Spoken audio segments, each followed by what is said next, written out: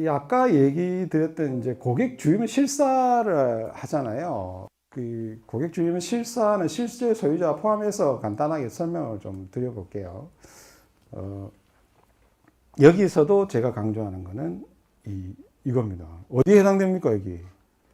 여기에 해당되죠. 근데 가끔 보면 CDD하고 위험 등급하고 헷갈리는 사람들이 있는데, 그 헷갈리시면 안 되고, CDD를 하는데, 그게 보통 사용하는 게 고객 주의 의무 실사예요. 고객 확인은 KYC잖아요.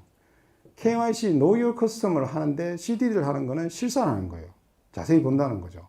근데 CIP라는 단어도 있어요. Identification 프로그램이라고 해가지고 커스터머. 그거는 신원 확인한다고 보시면 돼요. 우리가 지금 절차를 거쳐야 되잖아요. KYC를 하면 신원 확인 및 검증이 있잖아요. 해야 되고, 그 다음에 뭐 해요? 신원 확인 검증이 끝나면 등급 분류 해야 되잖아요. 그래서 CD를 해요. CD를 하다 보니까 나중에 보면 이 인간은 고위험이 되고, 중위험이 되고, 저위험이 되는 거예요. 그래서 이거는 실사의 단계인 것이지 위험 등급으로 착각하시면 돼요. 그냥 위험 등급은 그냥 고위험이냐, 하이냐, 미디엄이냐, 로우냐 이렇게 봐야 되는 거. 하이가 있을 수도 있고, 베리 하이가 있을 수는 있지만 EDD 막 이래가지고 위험 등급이다라고는 안 보셔도 된다. 헷갈릴 수 있으니까. 그 자꾸 헷갈려서 얘기하시는 분들이 있는데, 일단 부분 자기 나름의 기준을 가지고 정하면 돼요. 근데 그 CD를 하다 보면 고객 유형별이라는 게 나와요. 그러면 고객 유형은 그 위험도 등급에 따른 유형도 있고, 실제로 이 인간이 뭐 하는 인간에 따른 유형이 있는 거예요. 법인도 마찬가지. 거기에 대해서 한번 보면은 고객 금융거래 유형별로 이 적절한 조치 내용 절차 포함이 돼야 된다. 고객을 확인할 때 이 유형별이라는 얘기가 계속 나와요. 유형별로 이제 보면은 직위 또는 담당 업무 교육 대상에 따라 이제 적절하게 구분해서 교육 연수를 실시해야 되는데, 고객 확인의 이행과 관련한 고객 유형별 업무 절차라고 되어 있어요. 뭐뭐 하고 있어요, 회사에서. 개인, 법인, 또 끝. 개인, 법인 끝이에요. 또 없어요? 없을 수 있어요. 개인 법인만 있을 수 있는데, 더 생길 수 있잖아요, 그죠? 그래서 어떤 유형에 어떤 요구사항이 있는지를 파악을 해야 된다. 그걸 한번 볼까요?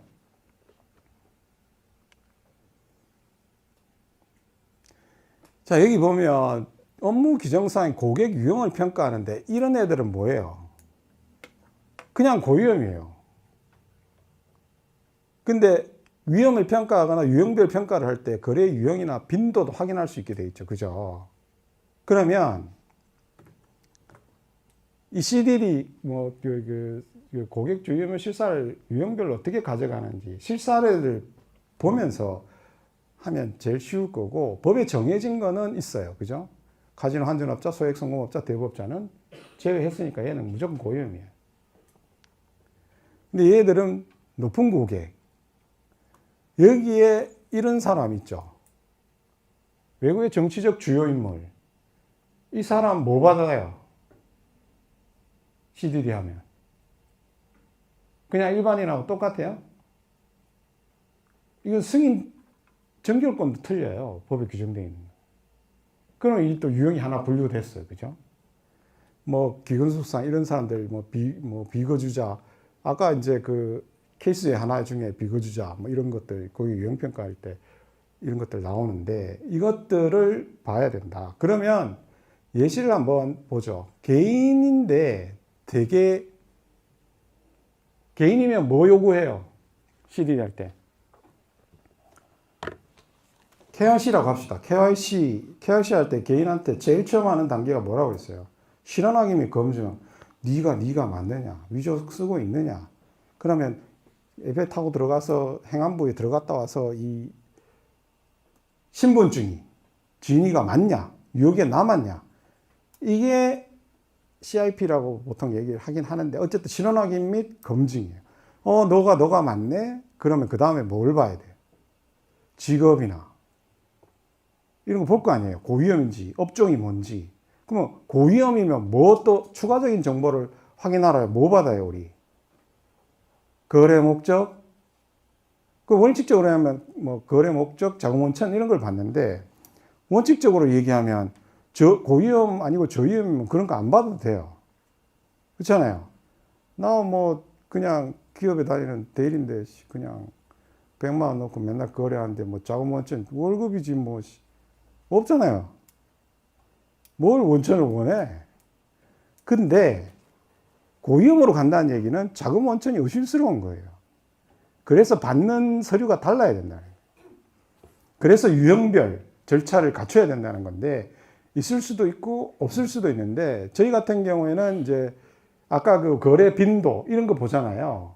그래서 아예 처음에 네 직업에 맞는 그 월 평균 소득액이 얼마냐? 그럼 월 평균 매매 금액이 얼마나 할 거냐? 네가 넣어봐. 고위험이네. 그런 걸 요구를 해요. 그러면 추가로도 받는 거죠. 거래 원천, 목적에 추가해서 빈도도 받는 거예요. 그거는 각 정책에 따라서 어떤 걸 더 받을 건가는 결정하시면 돼요. 근데 그렇게 해서 이 사람이 고위험으로 콱 꽂혔어. 그러면 이건 이제 다른 얘기인데 저위험으로 막 내가 어떻게 하다 보니까 알았어. 야, 내가 스팀이 다니다 보니까 내가 업비트 거래하는데 갑자기 내가 고위험이 됐네? 뭐 자꾸 더 달라고 그러네? 에이씨, 바꿔야지. 막. 나 여기 안 다녀. 그냥 중소기업, 뭐 그냥 무직이야. 뭐. 아니면 뭐, 다른 거래소 이름, 뭐, 거래소가 아니고 뭐, 업체 이름 넣고 그냥 맞추려고 해. 근데 원래 이제 경찰 수사도 초동 수사도 중요해서 처음에 넣은 게 거의 맞은 확률이 높아요. 사실 내가 거기 다니는데 딴 데 넣는 사람들은 진짜 이상한 사람이잖아요. 보통은 나 여기 다닌다고 넣어요. 근데 알고 이 등급을 낮추기 위해서 귀찮으니까 뭐, 그리고 뭐 어떻게 하는지 모르니까 왠지 고위험 내가 뭐 더 달라 그러면 난 이상한 사람 취급받을까봐 의도적으로 낮추려고 하는 사람이 있어요. 아래 등급 하향하잖아요. 그거 그냥 풀어놨나요? 그거 한번 보셔야 돼요. 저희는 아래 등급을 본인이 뭔가 정보를 변경해서 하향을 할 때는 너 왜 낮아졌는지, 뭐 바뀌었어요? 직장이 바뀌었나요? 뭐 이런 것들에 대한 추가 정보를 요구하도록 해놨어요. 수기심사로. 못 내려간다. 한번 올라간다. 진짜 그거 내면 그럼 한번 내려보지 뭐. 이런 거거든요. 이런 거는 유형에 따른 이제 어떻게 더 추가 정보를 받느냐 안 받느냐에 대한 얘기니까 이렇게 개인에 대해서는 운영하고 있다. 근데 유형에 중요한 거는 법인하고 단체예요. 왜냐면 위험도에 따라서 하고 정해져 있는 대로 하고 하면 되는데 법인이나 단체는 너무 다양해요. 뭐 종교단체, 시민단체, 자선단체, 오만 단체에다가 뭐 대기업, 중소기업, 개인사업자 되게 많잖아요. 근데 그 사람들한테 똑같은 법인 고객 주임 실사 이거 하나만 받는다? 그럼 이게 실사가 고객 유형별로 이루어졌느냐는 거예요. 고민할 필요가 있다. 어떤 업체는 보면 병의단체도 있어. 우리 한 100개 되는데 뭐 병의단체도 있고 뭐 대기업도 있고 뭐 가상자산 거래소도 있고. 근데 한 가지 여기서 이제 고객 확인서라는 거는 여기서 고객 확인서 운영하시는 데가 있을 텐데 저희는 이건 그냥 일반 법인에 대한 고객 확인서인데 개인에 대한 고객 확인서를 요구하는 데인데 고객 확인서라고 하는 거는 원래 없어요. 히스토리가 있는데 초창기 CDD 막 한다고 이럴 때 그때 당시에 2000년대 초중반 막 이럴 때 막 고객들이 난리 쳤어요. 뭐 달라 그러니까 직업이 뭐예요? 뭐 네가 뭔데 내 직업을 알고 싶어요. 물어봐서 입력을 해야 되는데 KYC가 시행이 됐는데 특검법이 그전에는 그런 걸 해본 적이 없으니까 고객들이 성질을 막 내는 거예요. 네가 내 재산 상태를 왜 알아야 돼? 뭐 주주모 미친 거 아니야? 막 주주모 왜 달라 그래? 막 굉장히 트러블이 많아가지고 금융기관에서 고객 확인서를 아예 만들었어요. 그 예금거래 신청서처럼 같이 주면서 쓰세요. 쓰라면 또 아무 말 없이 또 써요. 그냥 물어보면 되게 성질 내는데 쓰라고 하면 그냥 써요. 그냥 뭐 써야 되는가 보다. 그때 당시에 고객 확인에 대한 굉장한 그 광고를 많이 했어요. 막 입간판도 세우고 막 이거 해야 되는 거니까 막 성질 내지 마세요. 막 이런 거예요. 하도 당하니까 막 은행연합회 모여가 야 입간판 세우자 막 들어오는 사람마다 배너 세우고 막 난리 났었어요 그때. 그래서 고객 확인서라는 걸 만들어서 한 거지. 실제로 물어보고 입력을 하는데 그게 물어보는 게 귀찮으니까 그걸 대행해 주는 거지. 이게 어떤 CD 양식이 그 뭐 결정지는 하나의 폼으로 있는 거는 아니었다. 근데 이걸 쓸 수 있죠. 쓸 수 있는 거예요. 근데 보통은 처음에 비대면은 다 입력하잖아요. 자기가 나 직업이 뭐고요, 어디 살고요, 뭐 하고요. 단어는 그게 그냥 CDD인 거예요. 페이퍼로 안 돼 있을 뿐이지. 근데 강화된 거를 그 종이를 준다고 해서 강화된 고객 의무를 확인을 하는 게 아니에요. 법상 규정된 추가 정보를 뭐를 할 것인가 추가 정보가 있어야 강화된 고객 항의라는 거예요. 그냥 폼 하나 준다고 해서 더 강화됐네. 고객만 귀찮아요. 아씨 이거 왜 달라고 그러지. 그래서 저희 같은 경우는 일반 법인에 대한 고객 주문 실사는 이런 것들을 활용을 하고 뭐 다 들어가 있어요. 보면은 뭐 법인 등록 번호부터 해가지고 뭐 실소유자부터 해가 막 쭉 있는 거 없는 거 여기 다 들어 있습니다. 그냥 일반 법인에 대한 거예요. 뭐 대기업이니 중소기업이니 구분도 안 했어요. 뭐 사실 그런 것도 없고 사실 회사에 나중에 생기면 만들어야 됩니다. 근데 어떤 식으로 만들 건지 오늘 한번 보는 거예요. 제출서를 체크리스트도 있죠. 다 체크하고 뭐 이렇게 봤습니다. 실제 이게 나중에 한번 살펴볼 건데 소유자 정보 있잖아요. 이거는 이제 자세하게 뒤에서 보고 이걸 이제 법인에 대해서 이제 받고 있다. 일반 법인. 그럼 이건 뭐예요? 가상자산 사업자에 대한 실사표는 달라야 됩니다. 왜 달라야 돼요? 가상자산 사업자에 대한 고객 확인은 법에 정해져 있어요. 필수 요건이. 근데 아까처럼 이걸로 받으면 돼요, 안 돼요? 이걸로 받으면 안 돼요. 완전히 달라요. 한번 볼까요? 여기 보세요. 법에 따라서 확인해야 되는 사항이 따로 있어요. 신고사항 확인해야 돼요. SMS 받았는지 확인해야 돼요. 고객자는 분리 보관하는지 확인해야 됩니다. 그 법에 명시가 되어 있어요. 그래서 가장 이거를 하는 이유는 금융기관 있잖아요. 금융기관이 가상자산 거래소 거래를 할 때 이걸 확인해요. 어떤 금융기관은 가상자산 거래소 거래를 금지시켜놔요.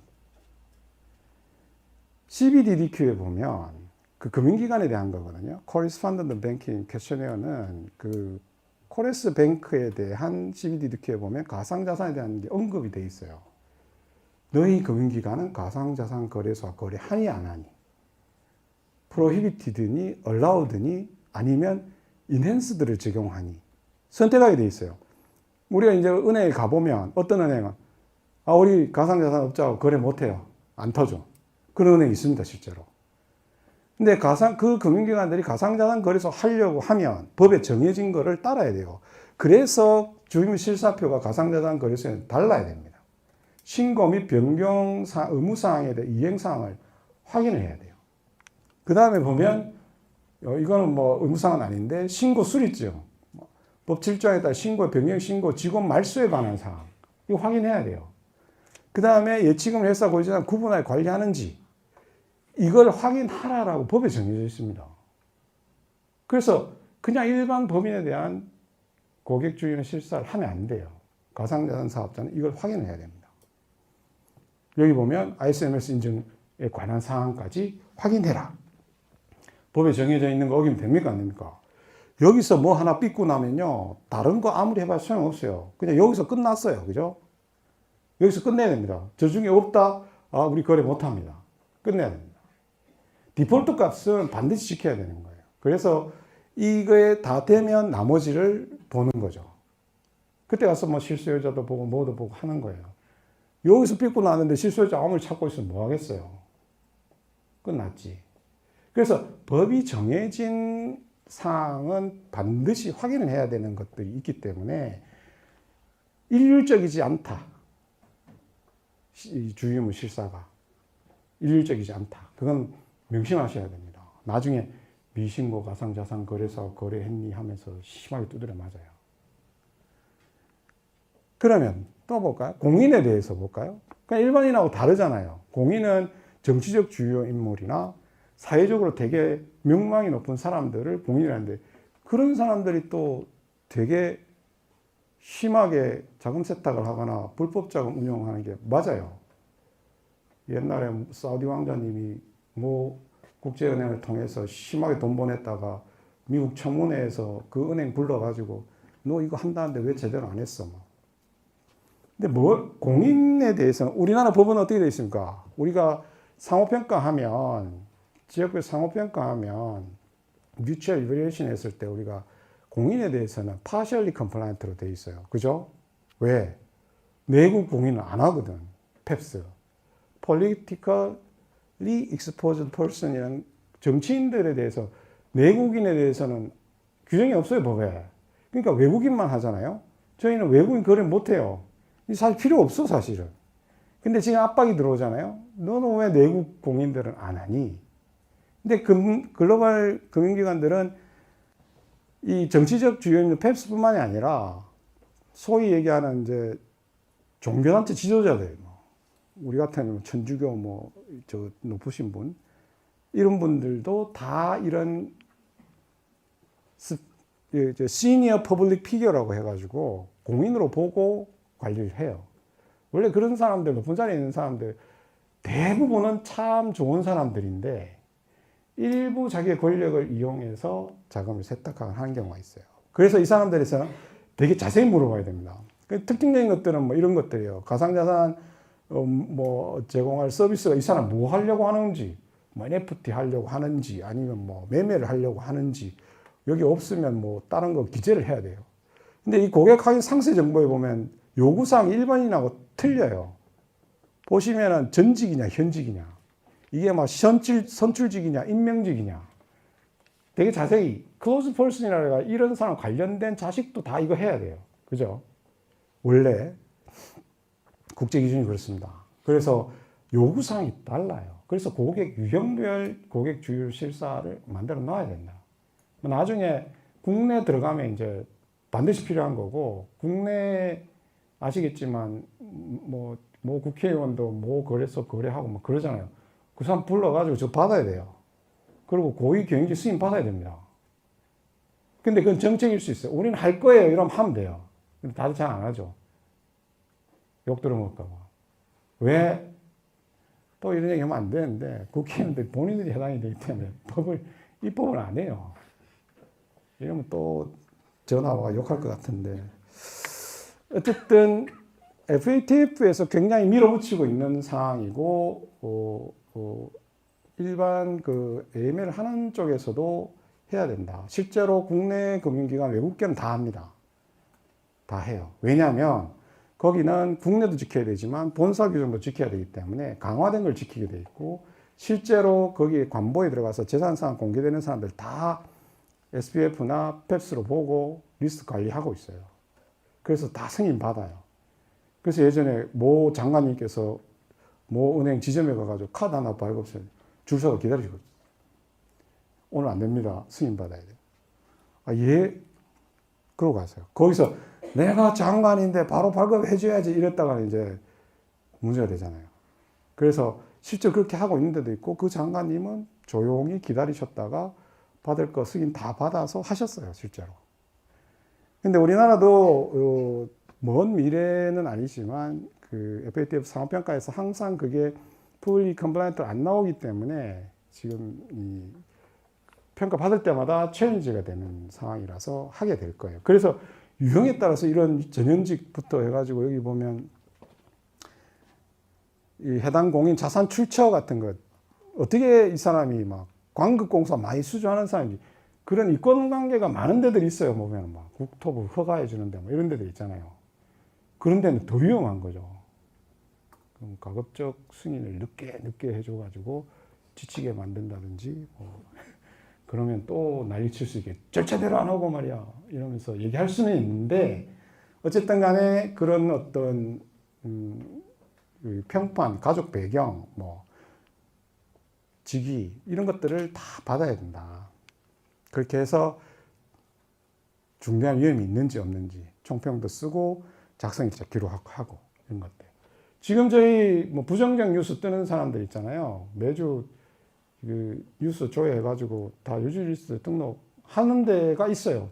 저희는 하는데 뭐 마약 최근에 불거졌던 뭐 연예인들 뭐 이 사람들 우리 거래 있나 없나 보고 여기 등록해놓고 우리 거래소 들어오면 유심히 봐야 된다. 이런 거 있잖아요. 정치인들 뇌물수수 등록해놓고 있나 없나 보고 유입될 때 매칭이 되면 자세히 봐야 된다. 이런 것들이 AML 프로그램을 이제 방지하는 자금 세탁을 방지하는 그 프로그램을 운용을 하는 것이다라고 보시면 되고 병리단체 있을 텐데 이거 양식 따로 받아야 안 받아요? 아무도 대답 안 하네. 오늘 목이 아파 죽겠는데. 어쨌든 간에 병리단체는 달라요. 받는 정보가 또 달라요. 왜냐하면 FFIEC라고 그래가지고 Federal Financial Institution Examination Council이라고 미국의 그 검사 감독 협의체가 있는데 거기 매뉴얼이 있어요. 그게 NPO, Non-Profit Organization에 대해서는 이런 것들을 받아라는 게 있어요. 우리는 뭐 맨날 욕하죠. 뭐 9.11 터졌는데 병의단체가 뭐 맨날 100불, 200불씩 보내가지고 거기서 훈련 받고 거기서 터져버렸는데 종교단체 걔들은 굉장히 높게 리스크가 높은 걸로 봐요. 거액이 움직이는 게 아니고 몇천 달러가 몇 년간 움직여서 작살을 내버렸으니까. 그라운드 제로 만들었으니까. 그래서 이 병리단체에 대해서 제일 중요한 거는 이 소유주를 찾을 때 뭘로 찾느냐는 건데 기부자가 누구냐? 누가 얼마나 여기 재단에 기부를 했냐? 그 다음에 이걸 누가 수혜를 보느냐? 이런 것들을 점검하라고 되어 있어요. 거기에 보면은. 그래서 여기에 보면은 이 해당 병의단체가 어떠한 방식으로 자금을 모집하는지 이런 것들에 대한 거를 알아야 된다. 그래서 병의단체가 없다면 뭐 괜찮은데 있다면 다른 방식으로 주유무 실사를 접근을 해야 된다. 그래서 이런 것들 저희는 만들어 놓긴 했어요. 뭐 근데 여기에는 이제 사업장 방문까지 있어요. 이건 뒤에 나오니까. 제가 지금까지 이제 몇 가지 예만 들여서 했는데 일률적으로 단체나 임의단체나 법인이나 해서 적용하는 건 예를 들어서 뭐 금융기관하고 일반 제조업체는 완전히 틀려요. 금융기관은 CBD가 필요한 거고 일반 제조업체는 다르거든요. 그리고 이게 공시가 됐냐 안 됐냐 이게 외부 감사를 받느냐 안 받냐 그래서 간소한 CBD 할 수 있냐 없냐 하여튼 뭐 여러 가지가 있습니다만 그런 것들에 대한 개념을 가지고 주유무 실사표를 만들 때 접근하셔야 된다는 얘기는 드리고 자금연천은 이런 식으로 파악을 한다. 뭐 자금연천 어떻게 파악해요? 뭐 하고 했을 때는 이런 것들이 예시가 될 수 있다라고 해서 이걸 한번 보시면 될 것 같고 이 방문 보고서 얘기를 꼭 해보고 싶긴 한데 사실 이거는 왜 그러냐면 지난번에 그 가상자산 거래소 통해서 외국한 환칙이 어마어마하게 일어났는데 뉴스에 나온 거 보니까 가보니까 거기가 뭐 어디 뭐 창고 폐가 뭐 남의 집 아파트 막 이래요. 그죠? 신생기업인데 무역거래를 할 만한 장소가 아닌데 대규모로 일어났다. 여기 보시면 이제 사후 가능해요. 이게. 거기에 방문을 이거 거래가 어마어마하게 일어나는데 이거 무역 갑자기 이렇게 많이 하나? 한번 가봐야 되는 거 아니야? 라고 가서 이걸 작성했으면 그렇게까지 커지진 않았다. 근데 방문고사 안 해도 되는 데 있어요. 뭐 보면은 실제로 이제 뭐 세금 낸 거, 뭐 유틸리티 피, 전기세 뭐 이런 거 낸 거 뭐 확인하면 가능하죠. 그리고 또 실제로 또 외관 받으면서 등록한 게 있으면 또 안 가도 돼요. 근데 그런 경우에는 신생기업인데 어마어마한 금액이 일어나는데 여기는 어디 바닷가도 아니고 뭐 공항 근처도 아니고 그냥 주택가에 은행에 와서 어마어마한 외국한 거래를 일으킨다? 도대체 이거 뭐 수익도 많이 주고 좋긴 한데 한번 가서 차라도 한잔 얻어먹어 보자라고 해서 갔으면 이렇게까지는 되지 않았을 것이다 라는 거죠. 그래서 이 방문 보고서는 예외적인 케이스에는 반드시 한 번쯤 고려해 보실 만한 사항이다. 왔는데 진짜 이상하다. 뭐 거기서 와가지고 어마어마한 돈 넣는데 생긴 지 얼마 안 됐는데 쩐저 누군지도 모르겠고 뭐 진짜 사무실이 있는지 뭐 하는지 뭐 그거 하면서 이걸로 투자를 할 건지 뭐 아니면 뭐 보관을 하는 건지 아니면 이걸로 뭐 환증을 할 건지 한번 보자. 라고 해서 가면 이런 것들을 실질적으로 기록을 해야 됩니다. 실제로 이런 얘기 해도 되는지 모르겠는데 뭐 어차피 뭐 저기 안 올리면 안 되나 외부에 나가는 게 굉장히 부담스럽긴 한데 실제로 고파이 관련돼서 저희 터지기 전에 제가 요구한 사항이 있어요. 고파이 터지기 전에 현장 방문하시라. 가서 방문 보고서 작성해 오시라. 컴플라이언스는 그것까지는 해야 되겠다. 아, 그걸 왜 해야 돼요? 뭐. 내가 가겠다. 갔다 오겠다 그랬어, 미국에. 왜냐하면 이게 계약은 되어 있는데 실제로 거기서 이 사업을 하고 있는지 없는지 저희가 한국에 살 수 있는 건 다 해봤어요. 실제로 그 지역에 등록이 되어 있는지 그 미국 그 정부 기관에 들어가서 사업자 번호로 다 조회해보고 자료 다 요구하고 다 해봤어요. 있어요. 근데 진짜 거기서 일하는지 모르잖아요. 그래서 가겠다. 방문 보고 작성해라 그랬어. 3개월 안에. 미국이 좀 머니까. 그래서 3개월 안에 하라. 아예 못을 박았어요. 누가 가죠? 이러더.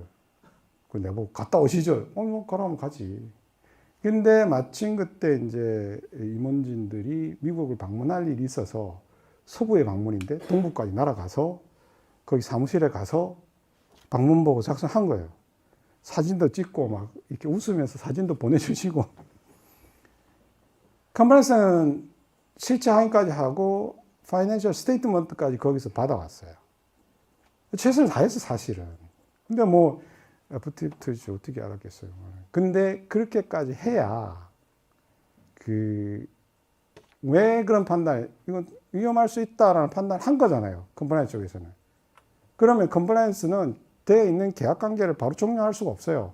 신상품에 대해서 아까 신상품 처음에 평가하고 난 다음에 리뉴얼 한다는 데가 있는데 그 리뉴얼 어떻게 해요? 나 한 번도 본 적이 없어요.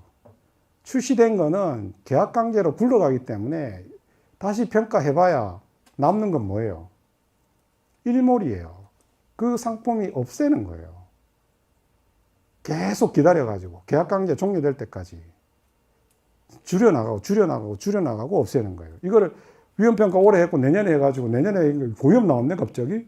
이게 그러면 바로 끊어야 돼? 엄청난 분쟁이 생기죠. 그걸 이용하고 있는 고객과의 계약관계, 손해배상 관계. 그래서 처음 신상품 할 때 중요하고 업체는 위험하다 싶으면 방문보고 정도 한번 고려해 보셔야 된다.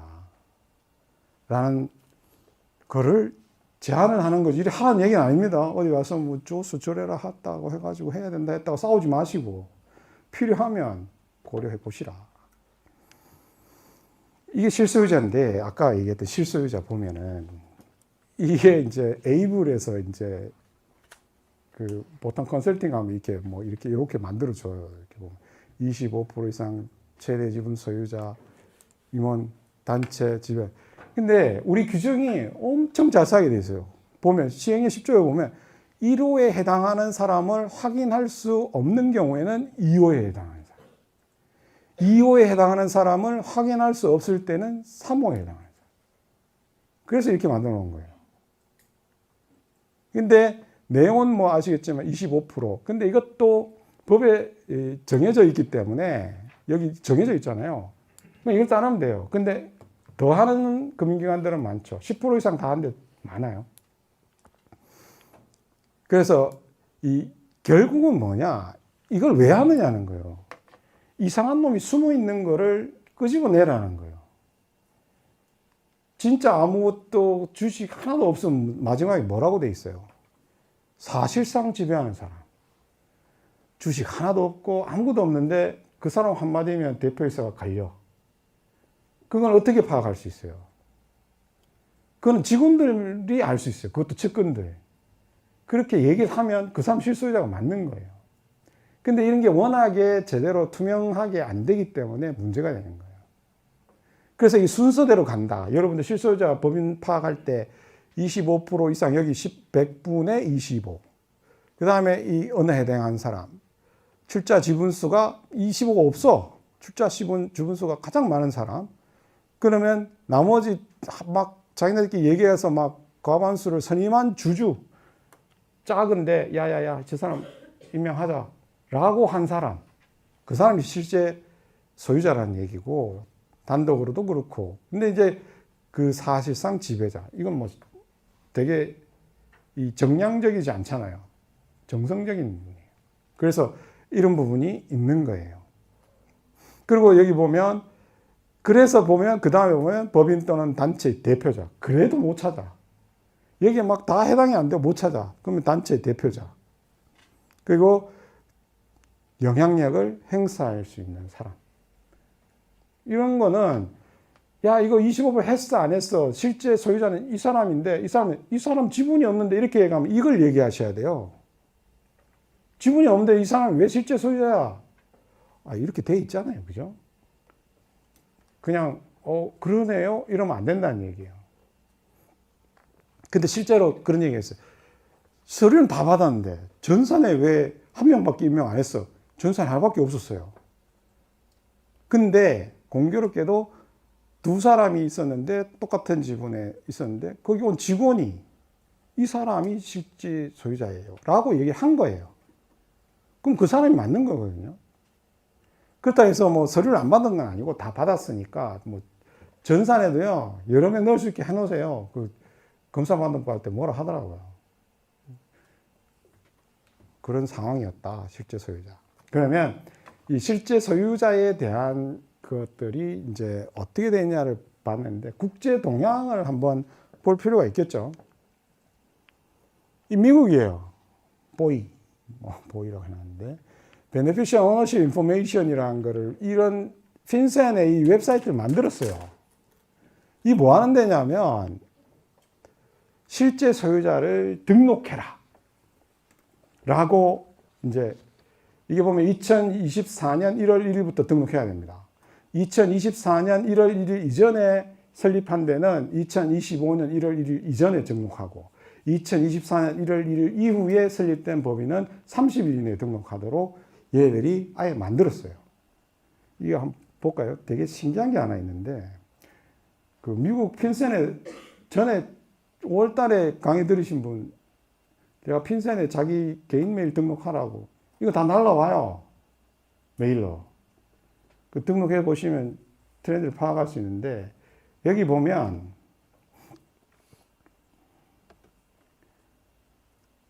막 캐시에도 있어요. 막 이런 게 뭐다라는 걸 이렇게 막 설명을 하고 있어요. 설명하고 있는데, 뭐 이런 거는 말고, 뭐 이런 것도 보면 자꾸 질문이 많을 거 아니에요. 그죠?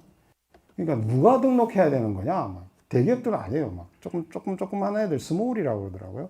그런 기업들에 여기 보면 LLC 이런 사람들 등록해야 된다. 우리 뭐 하다 보면 LLC, LTD 뭐 이런 거 있잖아요. 그죠? 그런 구체적인 설명을 하고 있는데, 이런 영문으로 보기가 좀 까다로운 게 있는데, 이 핀센에서 보면은 이 한글본을 올려놨어요.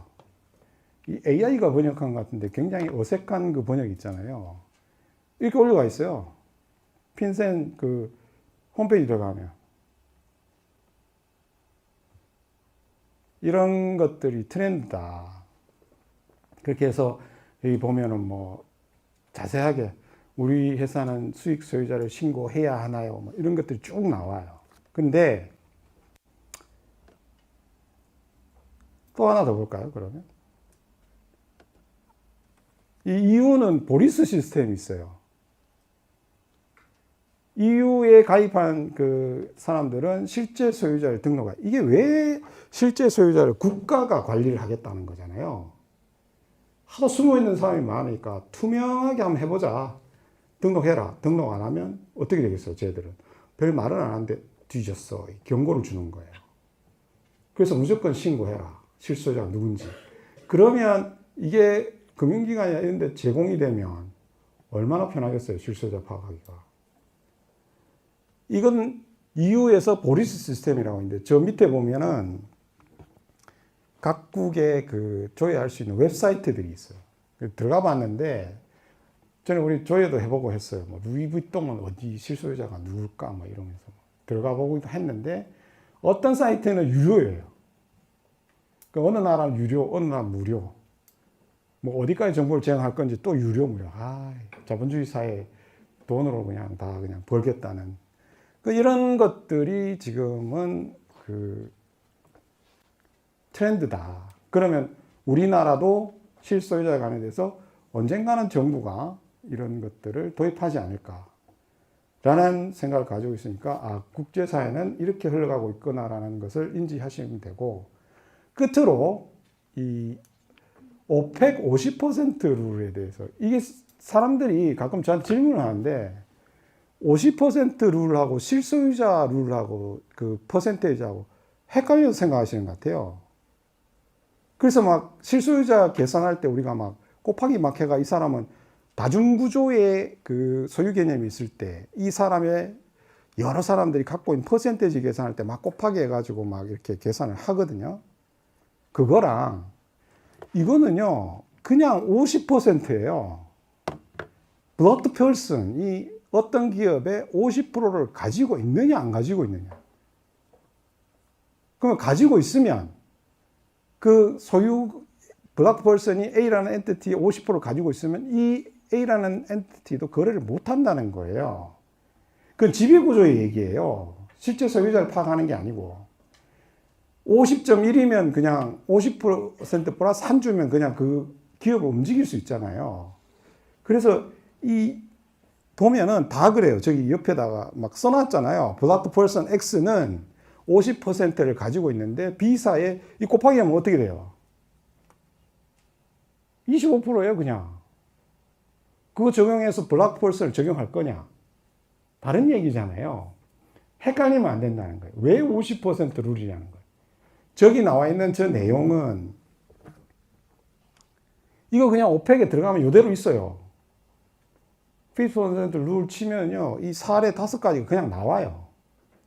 그래서 B is considered to be blocked. 이 B는 얘가 50%를 가지고 조정할 수 있으니까 얘는 블락돼야 된다라고 이렇게 써놓은 거예요. 그래서 여러분들이 실제 소유자 계산하는 그 곱하기 하는 것하고 50%를 하고 헷갈리시면 안 된다는 거예요. 보시면 얘가 얘 50% 가지고 있으면 의결권 행사해서 야, 너 지시해. 여기 얘가 또 얘 50% 가지고 하면 얘 움직여야 되잖아요, 얘가. 블락 펄슨이 원하는 대로 움직여야 된다고요. 그런 개념에서 50%를 접근하는 게 맞다. 저는 사실 모르겠어요. 곱하기 뭐 이런 거 잘 모르는데 다중구조일 때 곱하기는 의미가 있어요. 예를 들어서 뭐 여기서 뭐 더 많아 막 계속 많은데 50%가 이제 뭐 20%가 있고 뭐 나중에 여기 8%가 있는데 이게 80%를 가지고 있으면 28이 16. 이 사람은 16%를 가지고 있구나. 이런 거를 계산할 때는 이용할 수 있는데 이 생션에서 블락을 할 거냐, 엽체를 안 할 거냐, 얼마나 점유율을 가지고 있냐, 왜 50% 룰이라는 걸 오펙이 썼을까라는 고민하는 거지, 실소유자 개념으로 접근하면 헷갈릴 수 있다. 그래서 질문을 받아서 오늘 그냥 실소유자 하면서 요거는 같이 한번 고민해 보자라는 차원에서 드리는 말씀이에요. 그래서 뒤에 사례들이 있긴 한데 뭐 더 내가 이게 다 이제 그런 개념, 이거 글로 되어 있는 걸 도식한 거예요, 제가. 그래서 그냥 이렇게 되어 있는 거고, 시간이 많이 지나서 혹시 질문 있으세요? 없으면 오늘 강의 여기까지 하겠습니다. 고맙습니다.